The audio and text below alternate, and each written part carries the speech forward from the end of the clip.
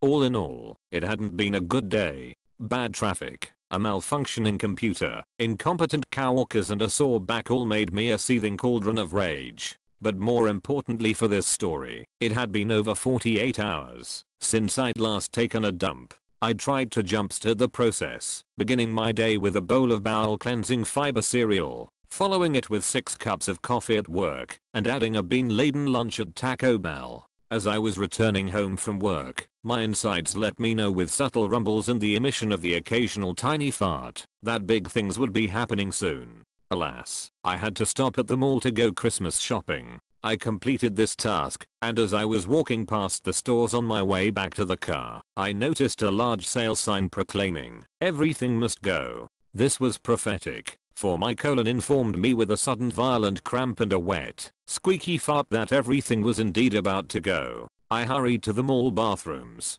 I surveyed the 5 stalls, which I have numbered 0 through 4. I write a lot of software, for your convenience. 0 point occupied. 1 point clean, but bathroom protocol forbids its use, as it's next to the occupied one. 2 point poo on seat. 3 point poo and toilet paper in bowl, unidentifiable liquid splattered on seat. 4 point no toilet paper, no stall door, unidentifiable sticky object near base of toilet. Clearly, it had to be stool #1. I trudged back, entered, dropped trousers and sat down. I'm normally a fairly shameful schwanty-tear. I wasn't happy about being next to the occupied stall, but big things were afoot. I was just getting ready to bear down when all of a sudden the sweet sounds of Beethoven came from next door, followed by a fumbling, and then the sound of a voice answering the ringing phone. As usual for a cell phone conversation, the voice was exactly 8 dB louder than it needed to be. Out of shameful habit, my sphincter slammed shut.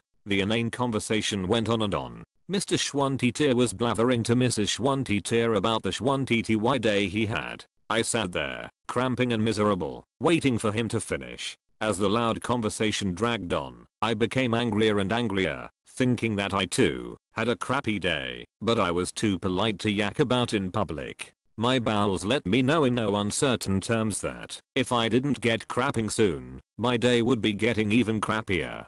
Finally my anger reached a point that overcame shamefulness. I no longer cared. I gripped the toilet paper holder with one hand, braced my other hand against the side of the stall, and pushed with all my might. I was rewarded with a fart of colossal magnitude, a cross between the sound of someone ripping a very wet bedsheet in half, and of plywood being torn off a wall. The sound gradually transitioned into a heavily modulated low RPM tone, not unlike someone firing up a holly. I managed to hit the resonance frequency of the stall, and it shook gently. Once my ass cheeks stopped flapping in the breeze, 3 things became apparent. 1. The next door conversation had ceased. 2. My colon's continued seizing indicated that there was more to come. 3. The bathroom was now beset by a horrible eldritch stench. It was as if a gateway to hell had been opened. The foul miasma quickly made its way under the stall, and began choking my poop mate. This initial herald fart had ended his conversation in mid-sentence.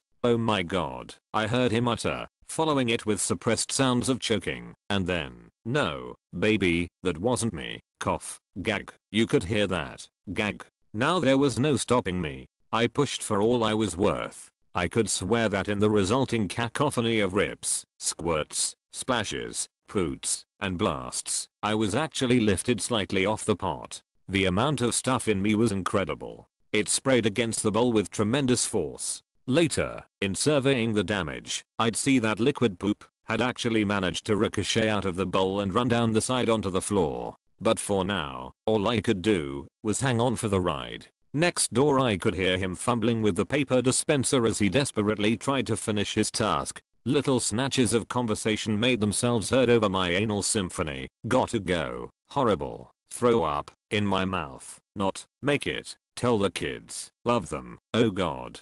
Followed by more sounds of suppressed gagging and retching. Alas, it is evidently difficult to hold one's phone and wipe one's bum at the same time. Just as my high pressure abuse of the toilet was winding down, I heard a plop and splash from next door, followed by string of swear words and gags. My poop mate had dropped his phone into the toilet. There was a lull in my production, and the restroom became deathly quiet. I could envision him standing there, wondering what to do. A final anal announcement came trumpeting from my behind, small chunks plopping noisily into the water. That must have been the last straw. I heard a flush, a fumbling with the lock, and then the stall door was thrown open. I heard him running out of the bathroom, slamming the door behind him. After a considerable amount of paperwork, I got up and surveyed the damage. I felt bad for the janitor who'd be forced to deal with this, but I knew that flushing was not an option. No toilet in the world could handle that unholy mess.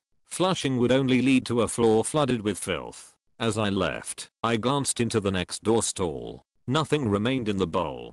Had he flushed his phone, or had he plucked it out and left the bathroom with nasty unwashed hands? The world will never know. I exited the bathroom, momentarily proud and shameless, looking around for a face glaring at me, but I saw no one. I suspect that somehow my supernatural elimination has managed to transfer my shamefulness to my anonymous poop mate. I think it'll be a long time before he can bring himself to poop in public, and I doubt he'll ever again answer his cell phone in the loo. And this, my friends, is why you should never talk on your phone in the bathroom.